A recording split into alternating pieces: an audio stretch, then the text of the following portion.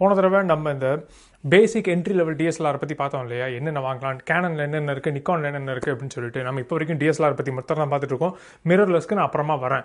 ஓகேங்களா, ஃபஸ்ட்டு டிஎஸ்எல்ஆரே முடிச்சிடும். டிஎஸ்எல்ஆர்லேயே அப்படி குவிஞ்சு கிடக்குது, அத்தனை கேமரா இருக்குது. ஃபஸ்ட்டு ஒன்றத்தையும் முடிச்சுட்டு வருவோம் நம்ம. ஸோ டிஎஸ்எல்ஆரில் first basic entry level DSLR என்ன அப்படிங்கிறத ஃபஸ்ட்டு பார்த்துட்டோம். இப்போது அதை விட ஒரு ஸ்டெப் மேலே, ஓகேங்களா, இது வந்து மிட் ரேஞ்சுன்னு சொல்ல முடியாது, ஏன்னா மிட் ரேஞ்ச் இதை விட இன்னொரு ஸ்டெப் மேலே. ஸோ மிட் ரேஞ்சுக்கும் ரொம்ப பேசிக் என்ட்ரி லெவல் டிஎஸ்எல்ஆர் கேமராக்கும் நடுவில் இருக்கிற அந்த கேப்பு, அதை வந்து நிக்கான்லையும் கேனன்லையும் எப்படி ஃபில் பண்ணியிருக்காங்க அப்படின்னு பார்க்கலாம். என்னென்ன கேமரா இப்போ மார்க்கெட்டில் இருக்குது, என்னென்ன கேமரா இப்போ வாங்குறது வர்த்து அப்படிங்கிறதையும் இந்த வீடியோவில் டீட்டெயில்டாக பார்க்கலாம்.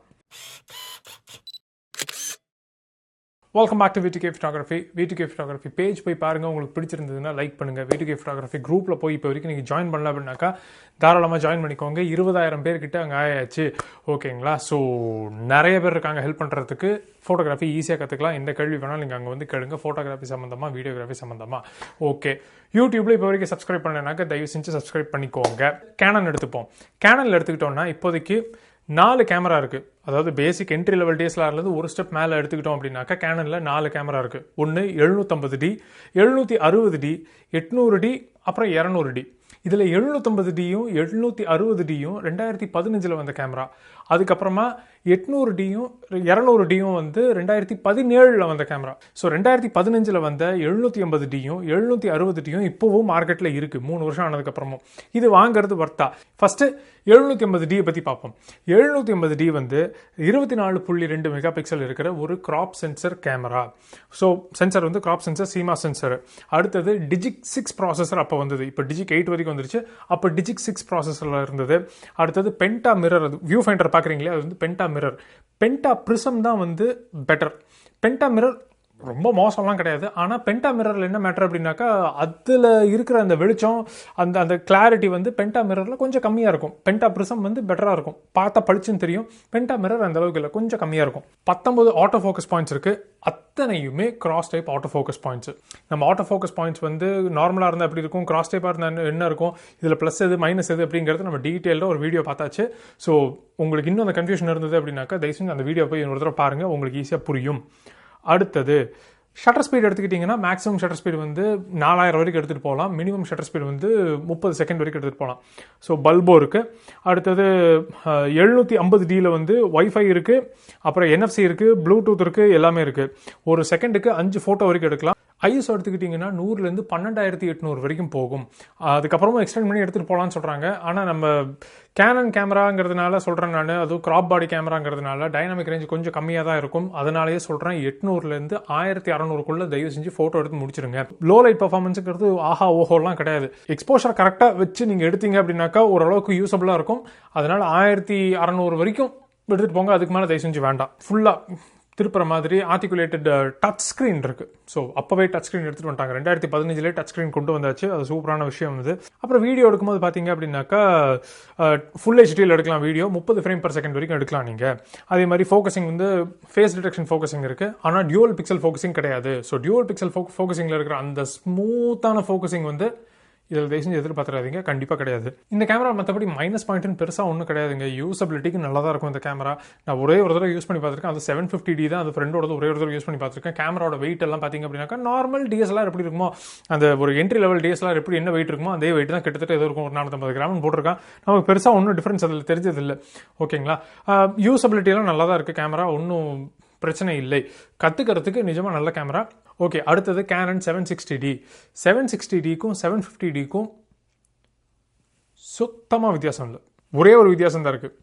டாப் எல்சிடி வந்து 760Dயில் இருக்குது, 750Dயில் இது கிடையாது. ஸோ டாப் எல்சிடி இருக்கிறதுனால ஒவ்வொரு தடவையும் நீங்கள் வந்து கேமராவோட அந்த பின்னாடி இருக்கிற எல்சிடி ஸ்க்ரீனில் போய் பார்த்து என்ன செட்டிங்ஸ் இருக்குன்னு பார்க்கணும் அவசியம் கிடையாது. நீங்கள் வந்து தாராளமாக மேலேருந்து அப்படி பார்த்துக்கலாம். ஓகேங்களா, அது ஒரு பெரிய அட்வான்டேஜ் அது. ஆனால் அது ஒன்று தான் இருக்குது. 760Dக்கும் 750Dக்கும் இருக்கிற ஒரே ஒரு வித்தியாசம், நானும் உட்காந்து 4-5 வெப்சைட்டில் தேடி பார்த்துட்டேன். நான் எனக்கு தெரிஞ்சு பெரிய வித்தியாசம் எதுவுமே இல்லை. இன்ஃபேக்ட் வித்தியாசமே இல்லை, எல்லாத்துலேயும் ஒன்றே தான் எழுதியிருக்காங்க. இந்த பக்கம் என்ன இருக்கோ அதே தான் இந்த பக்கமும் இருக்குது, எல்லாம் ஒன்று தான். அந்த டாப் எல்சிடி மட்டும்தான் வந்து 760Dயில் எக்ஸ்ட்ரா இருக்குது. அது உங்களுக்கு ரொம்ப அவசியம் அப்படிங்கிற மாதிரி இருந்தது அப்படின்னா நீங்கள் அதுக்கு எக்ஸ்ட்ரா பணம் கட்டி வாங்கிக்கலாம். அப்படி இல்லை அப்படின்னாக்கா 750D தாராளம். வித்தியாசமே இல்லை, சுத்தமாக இல்லை. அடுத்தது கேனன் 800D எடுத்துக்கிட்டோம்னா அது 750Dக்கும் 760Dக்கும் இருக்கிற ரீப்ளேஸ்மெண்ட் தான் அது. அதுக்கப்புறமா வந்த கேமரா, ஸோ ரீப்ளேஸ்மெண்ட் கேமரா தான் அது. இந்த கேட்டகரியில் இருக்கிற கேமராக்கு ரீப்ளேஸ்மெண்ட் தான் அது. அதில் 19 ஆட்டோ ஃபோக்கஸ் பாயிண்ட்ஸ் இருந்தது இல்லையா, இதில் வந்து 45 ஆட்டோ ஃபோக்கஸ் பாயிண்ட்ஸ் இருக்குது. அதில் 45க்கு 45மே வந்து cross type auto focus points. So ரொம்ப பெரிய அட்வான்டேஜ். ஆட்டோ ஃபோக்கஸிங்கில் தாறுமாறு. அடுத்தது பெருசாக ஒன்றும் டிஃப்ரென்ஸ் இல்லைங்க. 750Dக்கும் 800Dக்கும் பெருசாக ஒன்றும் இல்லை. இதுலேயும் வைஃபை இருக்குது, அதுலேயும் வைஃபை இருக்குது. இதுலேயும் 5 ஃபோட்டோ எடுக்கலாம், அதுலேயும் 5 ஃபோட்டோ எடுக்கலாம் ஒரு செகண்டுக்கு. மற்றபடி பார்த்தீங்கன்னா பேட்டரி லைஃப் வந்து அதை விட இது கொஞ்சம் பெட்டராக இருக்குது. அது 400 ஃபோட்டோ எடுக்க முடியுங்கிறான், இது 500 ஃபோட்டோ எடுக்க முடியுங்கிறாங்க. ஸோ ரொம்ப பெரிய டிஃப்ரென்ஸ் எதிர்பார்க்க முடியாது. நம்ம வீடியோவில் கொஞ்சம் டிஃப்ரென்சஸ் இருக்குது. வீடியோ வந்து ஃபுல் ஹெச்டி எடுக்கலாம், 60 FPS வரைக்கும் எடுக்கலாம். நீங்கள் 750Dலையும் 760Dலையும் வந்து நம்ம 30 தான் எடுக்க முடிஞ்சது. இதில் வந்து 60 FPS வரைக்கும் எடுக்கலாம். ஸோ அதுவும் ஒரு ப்ளஸ் பாயிண்ட். இதெல்லாத்தையும் விட பெரிய plus point dual pixel auto focus இந்த கேமராவில் இருக்குது. ஸோ வீடியோக்கு பொழந்து கட்டும் அந்த கேமரா. மற்றபடி ஃபோட்டோகிராஃபின்னு எடுத்துக்கிட்டிங்கனாக்கா 750D 760D என்ன பெர்ஃபார்மன்ஸ் கொடுத்ததோ அதே பெர்ஃபார்மன்ஸ் இதுலேயும் இருக்கும். ஸோ இதுவும் நிஜமாக ரொம்ப நல்ல கேமரா அது. ஆனால் விலை கொஞ்சம் ஜாஸ்தி. இந்த ரேஞ்சில் வந்து இதுதான் இருக்கிறதுலே எக்ஸ்பென்சிவான கேமரா கேனனில். அடுத்தது கேனன் 200D. இந்த 200Dக்கு தனியாக ஒரு வீடியோவே போட்டிருக்கேன். நான் போய் கையில் வாங்கி யூஸ் பண்ணி பார்த்து அந்த கடையிலேருந்தே ஒரு சின்ன ரிவ்யூ மாதிரி ரிவ்யூக்கு தேவையான வீடியோ கிளிப்பிங்ஸ் எல்லாம் எடுத்துக்கிட்டு அங்கேயே டெஸ்ட் பண்ணி பார்த்து ஒரு வீடியோ பண்ணியிருக்கேன். தயவு செஞ்சு அந்த வீடியோ போய் பார்த்துக்கோங்க. அந்த வீடியோவும் இந்த 800Dயோட இந்த ஸ்பெக்கும் வச்சு கம்பேர் பண்ணி பாருங்கள். உங்களுக்கு எது தேவைப்படுமோ அதை நீங்கள் வாங்கிக்கலாம். ஸோ கேனனில் எடுத்துக்கிட்டிங்க அப்படின்னாக்கா ஒரு ஸ்டெப் மேலே இருக்கிற கேமராவில் வந்து இந்த 4 கேமரா நல்லாவே பொருந்தது. அடுத்தது முக்கியமான விஷயம், விலையை பற்றி தயவு செஞ்சு என்கிட்ட கேட்காதீங்க. எனக்கு பைத்தியம் பிடிச்சிரும் போல இருக்குது. Amazon.inல போய் பார்த்தேன் அப்படின்னாக்கா, ஃப்ளிப்கார்ட்லையும் போய் பார்த்தேன் அப்படின்னாக்கா ஒவ்வொருத்தரும் ஒவ்வொரு ரேட்டு பிடிச்சிருக்கான். ஒவ்வொரு செல்லர் ஒவ்வொரு ரேட்டில் விற்கிறாங்க. ஸோ அதனால் எது கரெக்டான ப்ரைஸ் அப்படின்னு சொல்லிட்டு எனக்கு சத்தியமாக தெரில எனக்கு. அதே மாதிரி கேனனோட சைட்டில் போய் பார்க்கலாம் அப்படின்னு சொல்லிட்டு அங்கே போய் பார்த்தாக்கா அமேசானே பரவாயில்ல போல இருக்குது. கிட்டத்தட்ட 15,000 ரூபா எல்லாமே ஜாஸ்தியாக இருக்குது கேனன் சைட்டில். ஸோ எது கரெக்டான ரேட்டு அப்படிங்கிறது ஒரு நிர்ணயிக்கவே முடியல. அதனால் என்ன பண்ணியிருக்கேன், இந்த இடத்துல பார்த்தீங்க அப்படின்னாக்கா உங்களுக்கு இந்த 4 கேமராவுடைய யூஎஸ் ப்ரைஸ் என்னங்கிறது சொல்லியிருக்கேன், டாலர் ரேட் என்னங்கிறது சொல்லியிருக்கேன். அதை வச்சு நீங்கள் லைட்டாக கம்பேர் பண்ணி பார்த்துக்கோங்க, இல்லை கன்வெர்ட் பண்ணி பார்த்துக்கோங்க. உங்களுக்கு ஒரு ஐடியா கிடைக்கும் எவ்வளோ பணம் நமக்கு தேவைப்படும், நம்ம நிதி எவ்வளோ ஒதுக்கீடு பண்ண வேண்டியிருக்கு அப்படிங்கிறது உங்களுக்கு ஓரளவுக்கு ஐடியா கிடைக்கும். இந்த வீடியோ வந்து நிக்கானும் சேர்த்து பண்ணிடலாம் அப்படின்னு நினச்சேன். ஆனால் இதுவே ரொம்ப லெங்க்தியாக போயிடுச்சு. அதனால் கேனனில் வந்து இந்த 4 கேமரா இருக்குது. நிக்கானை அடுத்த வீடியோ ரிலீஸ் பண்ணுறேன். ஓகேங்களா? அது வரைக்கும் bye bye. Welcome back to Digic photography.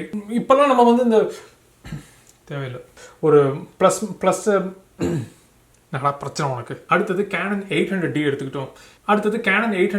திரும்பவும் பேசி டைம் வேஸ்ட் பண்ண வேண்டாம்னு பார்க்குறேன். நான் இந்த வீடியோலையும் டைம் வேஸ்ட் பண்ண வேண்டாம்னு பார்க்குறேன். ஸோ என்ட்ரி லெவல்னு சொல்லிட்டேன்னா பைத்தியம் பிடிச்சிக்கும் போல இருக்குது.